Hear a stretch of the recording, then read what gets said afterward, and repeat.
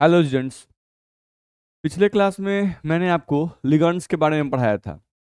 Types of ligands के बारे में पढ़ाया था। टाइप ऑफ लिगेंड में जिसमें हम लोगों ने देखा था मोनोडेंटेड लिगेंड, बाइडेंटेड लिगेंड, नहीं टर्डेंटेड लिगेंड किसे कहते हैं, इसके बारे में मैंने आपको बताया था। साथ साथ उभयदंती लिगेंड जो है वो किसे कहते हैं उसको मैंने बताया था, साथ साथ उसके एग्जाम्पल्स को बताया था। नहीं, उसमें हम लोगों ने केटाइनिक लिगेंड, एनायनिक लिगेंड और न्यूट्रल लिगेंड के बारे में भी देखा था। चलिए अब हम लोग इस कॉम्प्लेक्स कंपाउंड की पढ़ाई को आगे बढ़ाते हैं, देखते हैं कि हम लोग को आगे क्या देखना है। चलो, यहाँ से अगर देखें हम लोग तो अगला टॉपिक हम लोग का इसमें आता है कोऑर्डिनेशन स्फीयर। अगला टॉपिक हम लोग का लिखा हुआ है कोऑर्डिनेशन स्फीयर, जिसको कहते हैं समन्वय मंडल। नहीं, क्या कहते हैं हम लोग उसको? समन्वय मंडल, कोऑर्डिनेशन स्फीयर। तो समन्वय मंडल क्या है भाई? बिल्कुल आसान सा चीज है, ध्यान दीजिए। मान लीजिए आपके पास ये कॉम्प्लेक्स कंपाउंड लिखा हुआ है K4FeCN का होल 6। तो ये वाला भाग जो स्क्वायर ब्रैकेट के अंदर लिखा हुआ है, गुरु कोष्टिका के अंदर लिखा हुआ है, नहीं, ये वाला भाग जो है, इसी भाग को हम लोग समन्वय मंडल कहते हैं। समन्वय मंडल, इसी भाग को समन्वय मंडल कहता है। नहीं, ठीक है, जिसको आप संकुल भाग या संकुल आयन भी कहते हैं, संकुल भाग या संकुल आयन भी कहते हैं। तो कोई भी कॉम्प्लेक्स कंपाउंड दिया हुआ है तो जो भाग स्क्वायर ब्रैकेट के अंदर है उसी भाग को हम लोग कहते हैं समन्वय मंडल। अब स्क्वायर ब्रैकेट के अंदर है क्या? तो एक केंद्रीय धातु, परमाणु या आयन। नहीं, और ये केंद्रीय धातु, परमाणु और आयन लिगंडों से क्या हुआ है? घिरा हुआ है। इसमें लिगंड कौन है? CN, ध्यान रखना है। ठीक है, तो यही भाग जो है हम लोग का वो समन्वय मंडल कहलाता है। ठीक, आप पढ़ लीजिए, वही लिखा हुआ है। क्या लिखा हुआ है? किसी भी संकुल यौगिक, तो ये एक संकुल यौगिक है K4FeCN6। संकुल यौगिक का वह अंग जिसमें केंद्रीय धातु, परमाणु या आयन लिगंडों से घिरा होता है। ध्यान रखना है, किसी भी संकुल यौगिक का वह अंग जिसमें केंद्रीय धातु लिगंडों से घिरा होता है, तो यही भाग है जिसमें केंद्रीय धातु लिगंडों से घिरा रहता है। ध्यान रखना है, ठीक है। तथा ये सभी, ये सभी का मतलब केंद्रीय धातु और लिगंड, तथा ये सभी गुरु कोष्टक में उपस्थित रहते हैं, समन्वय मंडल कहलाते हैं। ध्यान रखना है, ठीक है। चलो, समन्वय मंडल के बारे में लिखा है कि समन्वय मंडल एक सत्ता की तरह होते हैं, एक सत्ता की तरह होते हैं, तथा इनका नाम सिंगल वर्ड में लिखा जाता है। ध्यान रखना, इनका नाम जब लिखेंगे हम लोग, नोमेनक्लेचर पढ़ेंगे, तो इनका नाम आपको सिंगल वर्ड में लिखा जाता है। ध्यान रखना है, ठीक है। तो हम लोग क्या समझ में आ गया? कोई पूछता है कि समन्वय मंडल यानी कोऑर्डिनेशन स्फीयर क्या है? नहीं, तो किसी भी संकुल यौगिक का, किसी भी संकुल यौगिक का वह भाग, वह अंग जिसमें एक केंद्रीय धातु, एक केंद्रीय धातु, परमाणु या आयन उपस्थित रहता है, और यह केंद्रीय धातु, यह केंद्रीय धातु, परमाणु या आयन लिगंडों से घिरा रहता है, और ये सभी एक गुरु कोष्टिका में उपस्थित रहते हैं, उसी भाग को हम लोग क्या कहते हैं? उसी भाग को हम लोग समन्वय मंडल कहते हैं। ठीक है, वही बात हम लोग को लिखा गया है। समन्वय मंडल एक सत्ता की तरह काम करते हैं। सत्ता की तरह काम मतलब इनको अलग करना आसान नहीं होता है। देखते हो, जब हम इसको आयोनाइज करते हैं तो सिर्फ K4, ये पोटासियम अलग होता है, FeCN6 जो है वो एक साथ रहते हैं पानी के अंदर भी, ये अलग नहीं होते हैं। इसीलिए इनको बोला है कि समन्वय मंडल एक सत्ता की तरह काम करते हैं। ध्यान रखना है। और जब भी इनका नाम लिखेंगे तो इनका नाम कैसे लिखेंगे? एक सिंगल वर्ड में इनका नाम लिखेंगे। इनके नाम लिखने के समय कोई गैपिंग नहीं देंगे। चलो देखेंगे, अगला इसमें आता है आयोनाइजेशन स्फीयर और काउंटर आयंस, जिसको प्रति आयन भी कहा गया है। ठीक है, देख रहे हो नाम से ही लग रहा है आयोनाइजेशन स्फीयर, यानी कि कॉम्प्लेक्स कंपाउंड का वह भाग जो आयोनाइज हो जाता है, नहीं, जिसको पानी में डालने पर जो भाग आयोनाइज हो जाता है, नहीं, स्क्वायर ब्रैकेट के अलावा, ठीक है, तो उसी भाग को क्या कहेंगे? प्रति आयन, यानी काउंटर आयंस कहिए, आयोनाइजेशन स्फीयर कहिए। नहीं, ये आप कह सकते हैं। देखो क्या लिखा हुआ है, किसी संकुल यौगिक का वह अंग जो गुरु कोष्टक के बाहर होता है, जो गुरु कोष्टक के क्या होता है बाबू? बाहर होता है, प्रति आयन कहलाता है। क्या कहलाता है? प्रति आयन कहलाता है। तो ये हो गया आपका गुरु कोष्टक, ये आ गया आपका गुरु कोष्टक। नहीं, अब इसके बाहर कौन है? K4। नहीं, ये हो गया हमारा इस कॉम्प्लेक्स कंपाउंड में, ये हो गया गुरु कोष्टक। ध्यान रखना है। और इसके बाहर कौन आ गया, SO4। तो ये जो K4 है यही आपका कहलाएगा प्रति आयन, तो हम लोग कहेंगे प्रति आयन, काउंटर आयन कहेंगे। नहीं, यही जो SO4 है यही आपका कहलाएगा प्रति आयन, ध्यान रखना है। ठीक है, तो आप भी समझ रहे हो नहीं, क्योंकि हम जब इसको पानी में डाल के तोड़ते हैं तो यही भाग आयोनाइज होता है, ये भाग टूट जाता है। नहीं, हम लोग का 4K प्लस, नहीं प्लस, ये जो स्क्वायर ब्रैकेट के अंदर है वो अलग नहीं होता है, FeCN का होल 6 4 माइनस प्लस होता है। तो ये जो भाग आयोनाइज हुआ, इसी भाग को आयोनाइजेशन स्फीयर या प्रति आयन कहा जाता है। ध्यान रखना, इसको भी आप तोड़ोगे तो कैसे टूटेगा, स्क्वायर ब्रैकेट वाला भाग नहीं टूटेगा, वो जो जैसा है वैसा ही रह जाएगा। CuNH3 का होल 4, CuNH3 का होल 4, ये वैसे ही रह जाएगा। और जो SO4 है प्लस SO4 जो है वो अलग हो जाएगा, तो SO4 2 माइनस, तो क्या आएगा 2 प्लस आएगा। तो ये हम लोग को ध्यान में रखना होगा। ठीक है, आई होप मेरी बात आपको समझ में आ रही होगी। चलो अब यहाँ से हम लोग ध्यान दें तो अगला क्या लिख रहा है, अगला हम लोग का टॉपिक लिखा हुआ है कोऑर्डिनेशन पॉलीहेड्रन, जिसको लिखा गया है समन्वय बहुफलक। नहीं, कोऑर्डिनेशन पॉलीहेड्रन, समन्वय बहुफलक। चलो, तो कोई भी कॉम्प्लेक्स कंपाउंड जो है उस कॉम्प्लेक्स कंपाउंड का एक निश्चित आकृति होगा, एक निश्चित ज्यामिति होगा। नहीं, तो वो ज्यामिति हम लोग कैसे मिलेगा, किसी भी कॉम्प्लेक्स कंपाउंड का कोई ना कोई स्ट्रक्चर होगा ना भाई। नहीं, तो उस कॉम्प्लेक्स कंपाउंड का स्ट्रक्चर किस चीज पे डिपेंड करेगा, तो कॉम्प्लेक्स कंपाउंड का स्ट्रक्चर डिपेंड करता है स्क्वायर ब्रैकेट के अंदर केंद्रीय धातु के चारों तरफ जो लिगांड उपस्थित होते हैं उनके त्रिविम में सजावट पर निर्भर करता है। क्या हम बोल रहे हैं कि किसी भी कॉम्प्लेक्स कंपाउंड का स्ट्रक्चर कैसा होगा, यह निर्भर करता है कि स्क्वायर ब्रैकेट के अंदर केंद्रीय धातु के चारों तरफ जो लिगंड उपस्थित हैं, नहीं उन लिगंडों का त्रिविम में क्या व्यवस्था है। ठीक है, त्रिविम में क्या व्यवस्था है उसी पर किसी भी कॉम्प्लेक्स कंपाउंड का स्ट्रक्चर निर्भर करता है। ठीक है, तो अगर कोई पूछता है बाबू कि कोऑर्डिनेशन पॉलीहेड्रन क्या है, समन्वय बहुफलक क्या है, नहीं तो समन्वय बहुफलक का मतलब हुआ कि किसी भी कॉम्प्लेक्स कंपाउंड में केंद्रीय धातु के चारों तरफ जो लिगंडों का त्रिविम में जो व्यवस्था होता है उस व्यवस्था को ही हम लोग क्या कहते हैं, समन्वय बहुफलक कहते हैं। ठीक है, और इसी व्यवस्था के कारण, इसी सजावट के कारण हम लोग को कॉम्प्लेक्स कंपाउंड को एक निश्चित ज्यामिति या एक निश्चित आकृति प्राप्त होती है। ध्यान रखना है कि लिगांड जो है वो मेटल के चारों तरफ कैसे सजे हुए हैं। ठीक है, चलो देख सकते हो तुम क्या लिखा हुआ है, केंद्रीय धातु परमाणु या आयन से जुड़े हुए लिगंडों की त्रिविमीय व्यवस्था या सजावट को ही समन्वय बहुफलक कहते हैं, समन्वय बहुफलक कहते हैं। ठीक है, इस सजावट के कारण ही संकुल यौगिकों की एक निश्चित ज्यामिति या आकृति होती है। सही बात है। नहीं तो कोऑर्डिनेशन पॉलीहेड्रन क्या है, केंद्रीय धातु परमाणु या आयन से जुड़े हुए लिगंडों की त्रिविमीय व्यवस्था। नहीं, यानी लिगंड जो है वो केंद्रीय धातु के चारों तरफ त्रिविम में कैसे सजे हुए हैं, नहीं उनकी जो कैसी व्यवस्था है, कैसा सजावट है, नहीं वही सजावट क्या कहलाता है, कोऑर्डिनेशन पॉलीहेड्रन कहलाता है। और इसी सजावट के आधार पर किसी भी कॉम्प्लेक्स कंपाउंड का एक निश्चित ज्यामिति या निश्चित आकृति होता है, वही लिखा हुआ है। चलो, संकुल यौगिकों की आकृति मुख्यतः कैसी होती है भाई, संकुल यौगिक जो है मुख्यतः प्रकृति में किस किस रूप में पाए जाते हैं, किस किस आकृति के रूप में पाए जाते हैं, तो कौन कौन सी आकृति है, चतुष्फलकीय जिसको टेट्राहेड्रल कहते हैं, वर्ग समतलीय जिसको स्क्वायर प्लेनर कहते हैं, अष्टफलकीय जिसको इंग्लिश में ऑक्टाहेड्रल कहते हैं, त्रिकोणीय द्विपिरामिडल, ये हम लोग का वर्ग पिरामिडल होती है। यानी अगर कोई पूछता है कि संकुल यौगिक जो है प्रकृति में मुख्य रूप से किस रूप में पाए जाते हैं, उन क्या क्या आकृतियां होती हैं, तो मुख्यतः चतुष्फलकीय, वर्ग समतलीय, अष्टफलकीय, नहीं त्रिकोणीय द्विपिरामिडल, वर्ग पिरामिडल, यही हम लोग का होता है। ठीक है, उसी बात को हम लोग को यहाँ पर लिखा हुआ है। ठीक, अब कुछ एग्जाम्पल दिया गया है, उस एग्जाम्पल को आप देख सकते हो।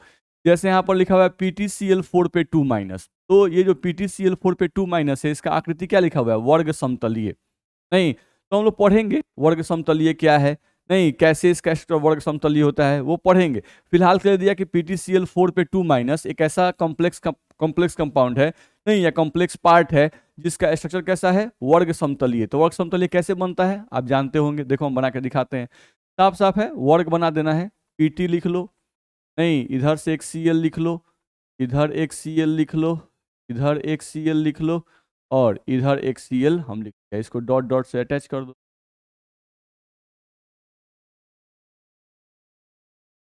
देखो ये स्क्वायर की तरह बन गया, नहीं ध्यान रखना है। तो ये आपका हो गया PtCl4 का स्ट्रक्चर, ध्यान रखना है। नहीं तो यहाँ पर जो केंद्रीय धातु कौन है, प्लेटिनम है, और जो 4 क्लोरीन है वो क्या है, लिगंड है। अब यही लिगंड जो है वो स्पेस में कुछ ऐसे सजे हुए हैं प्लेटिनम के चारों तरफ, नहीं प्लेटिनम के चारों तरफ कुछ ऐसे सजे हुए हैं, नहीं कि इनका संरचना, इस कॉम्प्लेक्स पार्ट का संरचना कैसा हो गया है, वर्ग समतलीय। तो यही जो पार्ट है इसी को हम लोग क्या कहते हैं, समन्वय बहुफलक। इसी को हम लोग कहते हैं, जो स्ट्रक्चर होता है कॉम्प्लेक्स कंपाउंड का, इसी को हम लोग क्या कहते हैं, समन्वय बहुफलक। ठीक है, चलो अब दिया हुआ है NiCO4 जिसका स्ट्रक्चर क्या दिया हुआ है, चतुष्फलकीय, नहीं टेट्राहेड्रल। तो आप देख सकते हो टेट्राहेड्रल कैसे बनता है, अगर हम इसको बनाएं, नहीं तो टेट्राहेड्रल हम लोग सिंपली ऐसे बनाते हैं, Na, यहाँ से एक हम लोग CO ले लें, यहाँ से हम लोग एक CO ले लें, यहाँ से हम लोग एक CO ले लें इस तरह से, और यहाँ से हम लोग एक CO ले लें। अब इन सबको डॉट डॉट से मिला दें,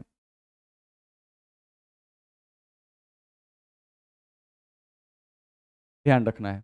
तो ये जो स्ट्रक्चर होता है वो चतुष्फलकीय आपका होता है। ठीक है, सेम एज दिया हुआ है हम लोग को, तो NH3 का होल 6 पे 3 प्लस अष्टफलकीय संरचना दिया हुआ है। चलो इसको बना सकते हो, अष्टफलकीय कैसे बनता है, यहाँ से आपका बनाया हुआ है CO, ठीक है, और NH3 कितना है, 6 है, NH3 आपका 6 है। तो अष्टफलकीय आपका कैसे बनता है बाबू, तो पहले आप स्क्वायर प्लेनर बना दो, ये हो गया आपका NH3, यहाँ भी आपका हो गया NH3, यहाँ भी आपका काम हो गया NH3, यहाँ भी आपका काम हो गया NH3, ये बन गया। अब इनको पहले डॉट से मिला दो, पहले आपका स्क्वायर प्लेनर बन जाएगा, ये बन गया। नहीं, अब एक NH3 इसके प्लेन के ऊपर और एक NH3 प्लेन के नीचे, ये डाल देना है। तो यहाँ से हम लोग डाल देंगे NH3, यहाँ से हम लोग डाल देंगे NH3, तो ये आपका बन जाएगा, ध्यान रखना है। तो इस स्ट्रक्चर को हम लोग कहते हैं ऑक्टाहेड्रल, ध्यान रखना है। ठीक है, ये आपका था वर्ग समतलीय लिखा हुआ है, हम इंग्लिश में यहाँ लिख रहे हैं, इसको हम लोग बोल रहे हैं स्क्वायर प्लेनर, वर्ग समतलीय। ये जो हम लोगों का है NiCO का होल 4, इसको हम लोग कहते हैं टेट्राहेड्रल, हिंदी में कहें तो चतुष्फलकीय, टेट्राहेड्रल। ठीक है, इसको अगर बोलें तो इसको बोलते हैं ऑक्टाहेड्रल, ध्यान रखना है। ठीक है, तो ये आपका हो गया ऑक्टाहेड्रल। अब दिया हुआ FeCO का होल 5 जिसका त्रिकोणीय द्विपिरामिडल है। तो कैसे है भाई, त्रिकोणीय है और द्विपिरामिडल है, तो बन जाएगा। देख लो, आप Fe पहले ले लो और Fe के साथ पहले क्या बना दो, ट्रायंगल बना दो। चलो, ओ नहीं, यहाँ पर एक CO और यहाँ पर कहीं एक CO ले लो। अब इनको डॉट डॉट से पहले मिला दो, पहले इनका का बॉन्ड खींच दो बाबू, ये तुम्हारा हो गया बॉन्ड, ये सब कोऑर्डिनेट बॉन्ड है, तो हम लोग अभी ऐसे ही खींच रहे हैं। और ये डॉट डॉट जो लिख रहे हैं ये बॉन्ड नहीं है, ये सिर्फ स्ट्रक्चर को रिप्रेजेंट करता है। तो ये बन गया ट्रायंगल। अब इस पे एक CO ऊपर और एक CO डाउन द प्लेन, ध्यान रखना, एक CO अप द प्लेन और एक CO जो है वो आपका डाउन द प्लेन। तो इस तरह से आप बना सकते हो। तो ये आपका है त्रिकोणीय द्विपिरामिडल। तो कॉम्प्लेक्स कंपाउंड जनरली वर्ग समतलीय, चतुष्फलकीय, अष्टफलकीय, त्रिकोणीय, द्विपिरामिडल या वर्ग पिरामिडल रूप में ही पाए जाते हैं। यही इनका मेन स्ट्रक्चर होता है, ध्यान रखना है। ठीक है, तो इसको आप लोग को ध्यान में रखना होगा। ठीक है, तो अब इनका वर्ग समतलीय कैसे होता है, इनका चतुष्फलकीय कैसे होता है, ये अष्टफलकीय कैसे है, ये त्रिकोणीय द्विपिरामिडल कैसे है, ये हम लोग आगे आने वाला है, नहीं कैसे होगा।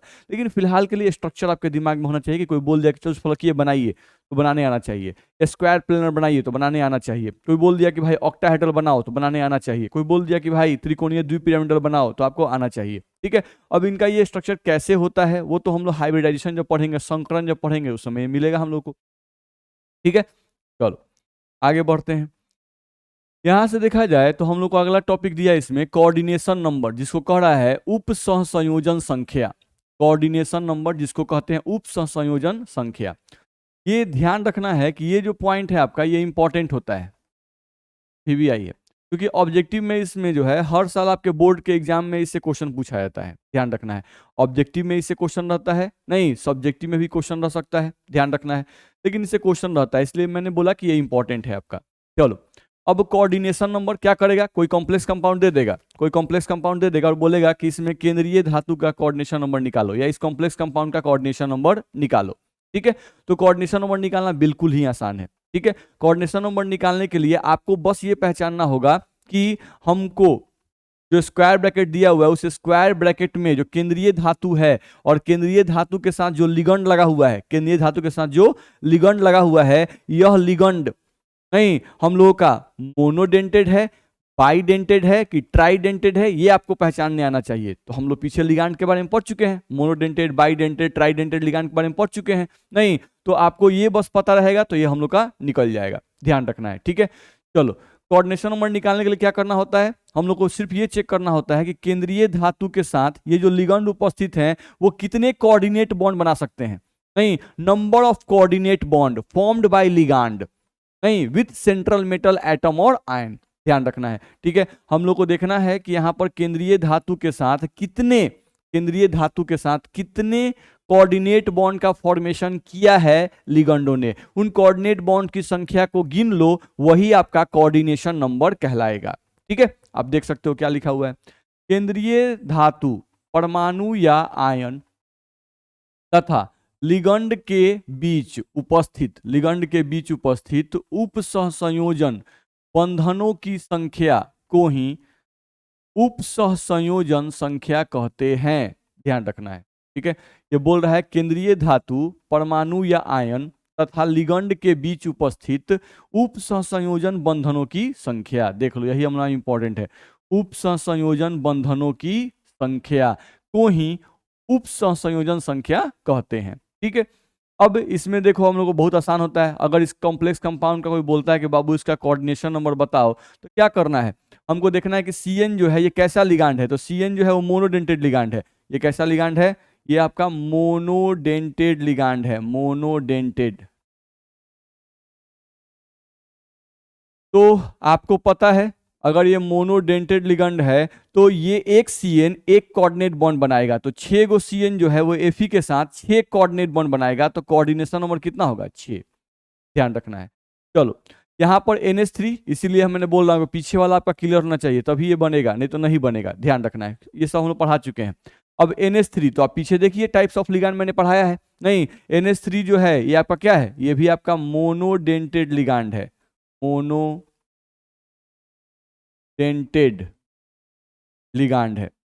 नहीं तो अगर ये मोनोडेंटेड लिगंड है तो निश्चित रूप से एक NH3 कॉपर के साथ एक कोऑर्डिनेट बॉन्ड बनाएगा, तो यहाँ पे 4 NH3 है तो 4 NH3 कॉपर के साथ 4 कोऑर्डिनेट बॉन्ड बनाएगा, तो इस कॉम्प्लेक्स कंपाउंड का कोऑर्डिनेशन नंबर कितना होगा, 4 होगा। सिंपल है, ध्यान रखना। यहाँ लिखा हुआ है CuEn का होल 2 SO4, तो देखो तो यहाँ पे कॉपर केंद्रीय धातु है और यहाँ पर EN का मतलब मैं बता चुका हूँ, इथेन 1,2 डाईएमीन, नहीं इथेन 1,2 डाईएमीन, ये एक न्यूट्रल लिगांड है और ये बाइडेंटेड लिगांड है। ये कैसा लिगांड है बाबू, तो ये मैं पढ़ा चुका हूं आपको, ये हमारा बाइडेंटेड लिगांड है, द्विदंतुर, ये बाइडेंटेड लिगांड है। और मैं बता चुका हूं कि एक बाइडेंटेड लिगांड जो होता है वो 2 कोऑर्डिनेट बॉन्ड बनाता है, क्योंकि बाइडेंटेड लिगांड का मतलब वैसे लिगांड जिसके पास डोनर एटम की संख्या कितनी हो, 2 हो, तो इसके पास डोनर एटम की संख्या 2 है। नहीं तो एक बाइडेंटेड लिगांड जो है वो 2 कोऑर्डिनेट बॉन्ड बनाएगा, तो यहाँ पर बाइडेंटेड लिगांड की संख्या कितनी है, 2 है। नहीं तो टोटल कोऑर्डिनेट बॉन्ड कितने बनेंगे, 4 बनेंगे, तो 4 कोऑर्डिनेट बॉन्ड बनेंगे तो निश्चित रूप से कोऑर्डिनेशन नंबर कितना होगा बाबू, तो कोऑर्डिनेशन नंबर तुम्हारा 4 होगा। तो इस कॉम्प्लेक्स कंपाउंड का कोई कोऑर्डिनेशन नंबर पूछता है तो कोऑर्डिनेशन नंबर कितना बताएंगे, 4 बताएंगे। ठीक है, तो आई होप मेरी बात आपको समझ में आ गई होगी कि कोऑर्डिनेशन नंबर कैसे निकाला जाता है। ठीक है, चलो, तो यहाँ से हम लोग कुछ एग्जांपल्स आपके लिए छोड़े हुए हैं। नहीं, इन एग्जांपल्स को आपको अपने से सॉल्व करना है कि इनका कोऑर्डिनेशन नंबर आप कैसे निकालोगे, इस कॉम्प्लेक्स कंपाउंड का, उसका, इसका, इन सभी का कोऑर्डिनेशन नंबर आप कैसे निकालेंगे वो आपको देखना है। आपके जो बोर्ड एग्जाम में पूछे जाते हैं उनमें से कुछ एग्जाम्पल इसमें दिए गए हैं, ध्यान रखना है। ठीक है, तो इसको आप अपने से पहले ट्राई करेंगे। चलिए, अब आते हैं हम लोग, यहाँ से क्या लिखा हुआ है एक पॉइंट, उसको हम लोग देख लें। हम लोग ये देखते हैं क्या कि केंद्रीय धातु और लिगंड के बीच में कोऑर्डिनेट बॉन्ड बनता है। ठीक है, आप अगर क्लास 11th में केमिकल बॉन्डिंग पढ़े होंगे तो वहां पे हम लोग को बताया जाता है कि कोऑर्डिनेट बॉन्ड को सिंगल बॉन्ड के रूप में भी लिखा सकता है, सिंगल कोवैलेंट बॉन्ड के रूप में भी लिखा सकता है, और डबल कोवैलेंट बॉन्ड के रूप में भी लिखा जा सकता है। ठीक है, यहां पर मैं एक बात बताना चाहता हूं कि अगर ए और बी के बीच में मान लो कि कोई कोऑर्डिनेट बॉन्ड है, ए और बी के बीच में एक कोऑर्डिनेट बॉन्ड है, नहीं तो इस कोऑर्डिनेट बॉन्ड को हम लोग सिंगल बॉन्ड भी लिखते हैं, नहीं इस पर डोनर पे प्लस और माइनस ऐसे भी लिखा जाता है, या इस कोऑर्डिनेट बॉन्ड को डबल बॉन्ड के रूप में भी लिखा जाता है, ए डबल बॉन्ड बी। ठीक है, तो हम लोग कोऑर्डिनेट बॉन्ड को डबल बॉन्ड कब लिखते हैं, तो केमिकल बॉन्डिंग जो क्लास 11 चैप्टर उसमें बताया जाता है कि जो डोनर एटम होना चाहिए ये थर्ड पीरियड या थर्ड पीरियड से ज्यादा का होना चाहिए, थर्ड पीरियड या थर्ड पीरियड से ज्यादा का होना चाहिए। तो उस केस में कभी कभी क्या करेगा, कोऑर्डिनेट बॉन्ड को डबल बॉन्ड भी लिखता है, ध्यान रखना है। ठीक है, तो अगर डबल बॉन्ड है तो डबल बॉन्ड में तो एक बॉन्ड आपका सिग्मा होता है और एक बॉन्ड क्या होता है, पाई होता है। एक बॉन्ड क्या होता है, सिग्मा होता है और एक पाई होता है। तो आपको ध्यान रखना होगा कि जब भी कोऑर्डिनेशन नंबर निकालना होता है तो आप क्या काउंट करते हो, कोऑर्डिनेट बॉन्ड, नहीं तो ध्यान रखना होगा कि अगर कभी कोऑर्डिनेट बॉन्ड को कहीं डबल बॉन्ड के रूप में दिया हुआ है, यानी एक सिग्मा और एक पाई दिया हुआ है, तो कोऑर्डिनेशन नंबर बताने के लिए सिर्फ सिग्मा बॉन्ड को काउंट करना है, पाई बॉन्ड को काउंट नहीं करना है। सिग्मा बॉन्ड के आधार पर ही कोऑर्डिनेशन नंबर बताना है, पाई बॉन्ड के संख्या के आधार पर कोऑर्डिनेशन नंबर नहीं बताना है। नहीं, यानी कोऑर्डिनेशन नंबर बताने के समय पाई बॉन्ड काउंट नहीं करना है, ध्यान रखना है। ठीक है, तो वही बात यहाँ लिखा हुआ है, आप देख सकते हो क्या लिखा हुआ है। केंद्रीय धातु, परमाणु या आयन की उप सहसंयोजन संख्या केंद्रीय धातु तथा लिगंड के मध्य बने केवल, ध्यान रखना है, केवल सिग्मा बॉन्ड की संख्या, केवल सिग्मा बॉन्ड की संख्या के आधार पर ही निर्धारित की जाती है, ध्यान रखना है। यदि केंद्रीय धातु तथा लिगंड के बीच पाई बॉन्ड उपस्थित हो तो, यदि पाई बॉन्ड उपस्थित हो तो उसे नहीं गिना जाता है, उसे नहीं गिना जाता है, ध्यान रखना है। ठीक है, तो सिर्फ सिग्मा बॉन्ड काउंट करना है, पाई बॉन्ड नहीं काउंट करना है कोऑर्डिनेशन नंबर ज्ञात करने के लिए। ठीक है, तो ये आपको समझ में आ गया होगा। अगले पॉइंट पे आ जाए। अगला हम लोग का आता है इसमें ऑक्सीडेशन नंबर, जिसको बोलते हैं हम लोग ऑक्सीकरण संख्या। ऑक्सीडेशन नंबर जिसको हम लोग बोलते हैं ऑक्सीकरण संख्या। ठीक है, समझा जाए। ऑक्सीडेशन नंबर यानी ऑक्सीकरण संख्या क्या है भाई, समझते हैं। जैसे आपको कॉम्प्लेक्स कंपाउंड एक दिया हुआ है K4FeCN का होल 6। अब ऑक्सीडेशन नंबर निकालने के लिए किसी भी कॉम्प्लेक्स कंपाउंड में जनरली ऑक्सीडेशन नंबर किसका निकाला जाता है, तो जो केंद्रीय धातु है इसी का ऑक्सीडेशन नंबर आपसे पूछेगा। जैसे क्वेश्चन कैसे पूछेगा, क्वेश्चन में बोलेगा क्या कि K4FeCN6 ये दे देगा और बोलेगा इसमें आयरन का ऑक्सीकरण संख्या ज्ञात करें, आयरन का ऑक्सीडेशन नंबर ज्ञात करें, यही क्वेश्चन आता है। और ये भी इंपॉर्टेंट होता है आपके बोर्ड एग्जाम में, नहीं जिसमें आपको जो है ऑक्सीडेशन नंबर पूछा जाता है बार बार। ठीक है, तो अगर ऑक्सीडेशन नंबर निकालना है तो इसके लिए सबसे इंपॉर्टेंट है कि जो पीछे हम लोग पढ़े हैं टाइप्स ऑफ लिगांड, नहीं तो उसमें देखिएगा लिगांड जब हम लोग पढ़ते हैं तो लिगांड पे चार्ज पढ़ते हैं, नहीं जैसे Cl minus, F minus, Br minus, NO2 पर 1 माइनस, नहीं तो वो जो चार्ज होते हैं उन्हीं चार्ज के आधार पर ऑक्सीडेशन स्टेट निकाला जाता है। नहीं तो टाइप्स ऑफ लिगांड बहुत इंपॉर्टेंट है, आपको चार्ज निकालने, चार्ज याद रहेगा तभी आप ऑक्सीडेशन स्टेट निकाल पाओगे, चार्ज नहीं याद रहेगा ऑक्सीडेशन स्टेट नहीं निकाल पाओगे। हर एक पीछे वाला पढ़ाई अच्छा है तभी आगे वाला पढ़ाई अच्छा होगा, ध्यान रखना है। ठीक है, तो हम लोग को दिया हुआ है K4FeCN का होल 6। अब हम लोग को Fe का ऑक्सीडेशन स्टेट निकालना है, लिखा हुआ है Fe का ऑक्सीडेशन नंबर निकालना है। नहीं चलो, तो पोटासियम जो होता है, पोटासियम नहीं इसका ऑक्सीडेशन स्टेट कितना होता है +1, तो एक पोटासियम का +1 तो 4 पोटासियम में कितना होगा +4 होगा, ध्यान रखना है। हम पोटासियम का +1 क्यों बोल रहे हैं, क्योंकि पोटासियम जो है वो एक इलेक्ट्रॉन का त्याग करता है बॉन्ड बनाने के लिए, तो उस पर एक प्लस चार्ज आता है। नहीं तो जनरली जितने इलेक्ट्रॉन का त्याग करेगा वही उसका ऑक्सीडेशन स्टेट कहलाता है, जितना उस पर चार्ज डेवलप होता है। ऑक्सीडेशन स्टेट का मतलब क्या होता है, कोई भी एटम बॉन्ड बनाने के लिए जितने इलेक्ट्रॉन को लॉस करता है, नहीं उतना ही उस पर क्या आता है पॉजिटिव चार्ज आता है, तो उस मेटल का ऑक्सीडेशन स्टेट वही हो जाता है, ध्यान रखना है। तो पोटासियम की वैलेंसी एक होती है, वो एक इलेक्ट्रॉन का लॉस करता है, तो इसलिए एक पोटासियम पर एक प्लस चार्ज आता है, तो 4 पोटासियम पर कितना आएगा 4 प्लस, यही पोटासियम का ऑक्सीडेशन स्टेट हो गया। अब जिसका निकालना है उसका एक्स मान लो। नहीं Cn का हम लोग याद करते हैं, देखो Cn माइनस, तो जो Cn पर एक माइनस होता है वही उसका ऑक्सीडेशन स्टेट है, तो एक Cn पर एक माइनस होता है, तो 6 गो Cn पर कितना माइनस, 6 माइनस। इस पूरे कॉम्प्लेक्स कंपाउंड पे कोई चार्ज नहीं है, तो इसलिए बराबर क्या लिखेंगे 0। यहां से आ जाएगा x minus 2 is equals to 0, x is equals to आ जाएगा आपको +2। यहां से आप देख लो कि आपका यहां से K4Fe में Fe का ऑक्सीडेशन नंबर निकालना है, तो वो ऑक्सीडेशन नंबर कितना आ गया आपका +2। तो यहाँ से हम लोग बोल सकते हैं कि ऑक्सीडेशन नंबर ऑफ Fe जो आया वो हम लोग कितना आ गया +2 आ गया, ध्यान रखना है। तो ऑक्सीडेशन नंबर ऑफ Fe हम लोग का आ गया +2, तो ये हम लोग निकाल सकते हैं आसानी से। चलो यहाँ पे आ जाए NiCO4 में निकल का ऑक्सीडेशन स्टेट, नहीं तो ध्यान रखना है निकल तो केंद्रीय धातु है, और जो CO है आपका ये न्यूट्रल लिगांड है, उदासीन लिगांड, तो पढ़ा चुके हैं, ये सब पीछे रिवीजन करना है तभी ये बनेगा। उदासीन लिगांड है, CO पर कोई चार्ज नहीं होता है, जैसे NH3 H2O CO, नहीं इन लोगों पे कोई चार्ज नहीं होता है, तो ये न्यूट्रल लिगांड है। नहीं तो अगर हमको निकालना है तो इसका जिसका निकल का निकालना है तो x मानेंगे, प्लस मानेंगे, CO पर कोई चार्ज ही नहीं होता है तो 0 हो जाएगा, और इस कॉम्प्लेक्स कंपाउंड में कोई चार्ज नहीं तो बराबर 0, तो x इज इक्वल्स टू क्या आएगा 0। तो यहाँ पर कोई पूछता है कि ऑक्सीडेशन नंबर ऑफ निकल कितना होगा, तो ऑक्सीडेशन नंबर ऑफ निकल क्या आएगा बाबू 0 आएगा, तो ये आपको लिखने आना चाहिए, इस तरह से आप निकालेंगे, ठीक है। अब उसी आधार पर मैंने कुछ क्वेश्चंस यहाँ पर दिए गए हैं, इन क्वेश्चंस को आपको अपने से ट्राई करना है, ठीक है। ये सब आपके बोर्ड एग्जाम में पूछे हुए क्वेश्चंस हैं, तो इन क्वेश्चंस को आपको बनाना है, नहीं इस टाइप का क्वेश्चन आपका आएगा, ध्यान रखना। और किसका निकालना होता है हमेशा, देखो जिस पर अंडरलाइन किया गया है, Fe का निकालना है, कॉपर का निकालना है, CO का निकालना है, नहीं यहाँ भी CO का निकालना है, यहाँ पर Ag का निकालना है, और यहाँ पर Hg का निकालना है, जिसका अंडरलाइन किया हुआ है उसी का आपको निकालना है। जनरली केंद्रीय धातु का ही ऑक्सीडेशन नंबर निकाला जाता है कॉम्प्लेक्स कंपाउंड में, ठीक है। चलो तो ये आप समझ गए होंगे।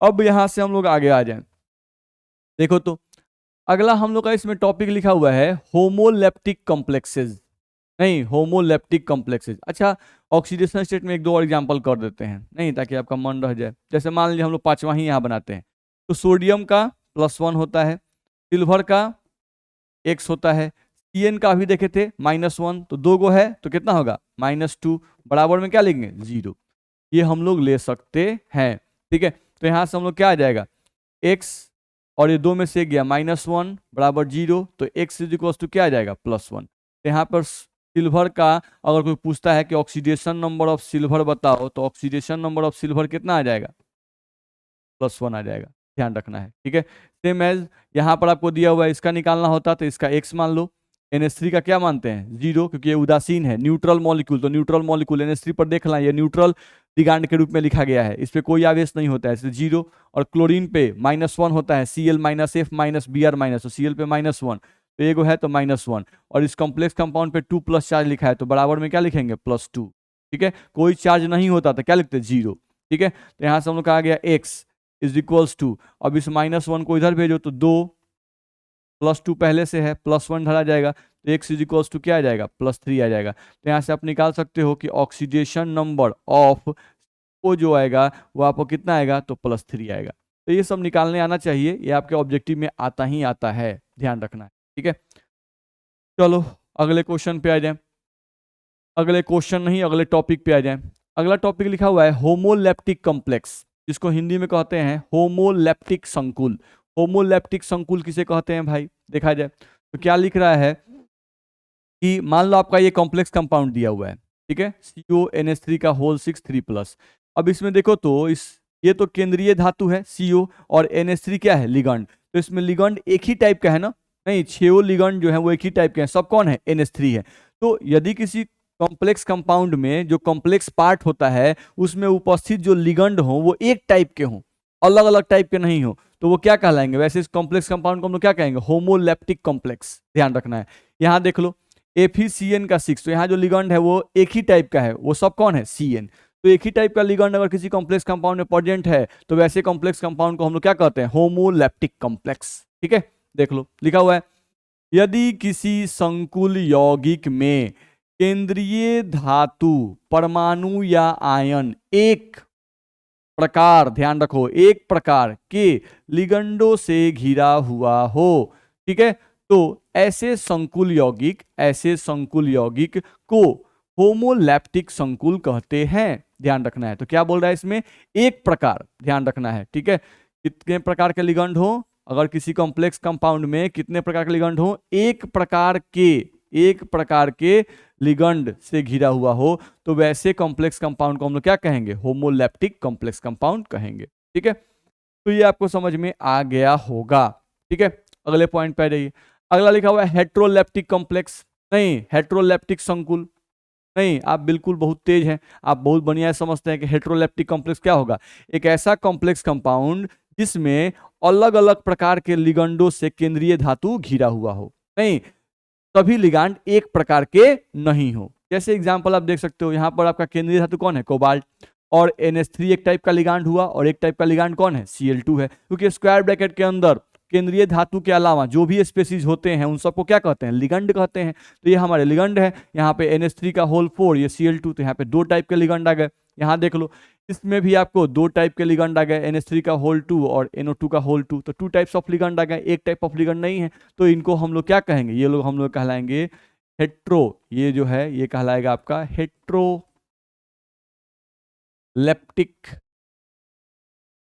कॉम्प्लेक्स।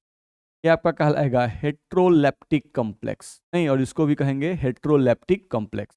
ठीक है, तो आई होप मेरी बात आपको समझ में आ गई होगी। ठीक है, तो आज के क्लास में हम लोग इतना ही पढ़ेंगे। ठीक है, अगले क्लास में हम लोग का स्टार्ट होगा नोमेनक्लेचर ऑफ कॉम्प्लेक्स कंपाउंड, जो कि बहुत इंपॉर्टेंट है, उससे भी आपका एग्जाम में रेगुलर क्वेश्चन आता है। ठीक है, तो आज के क्लास में इतना ही। ओके।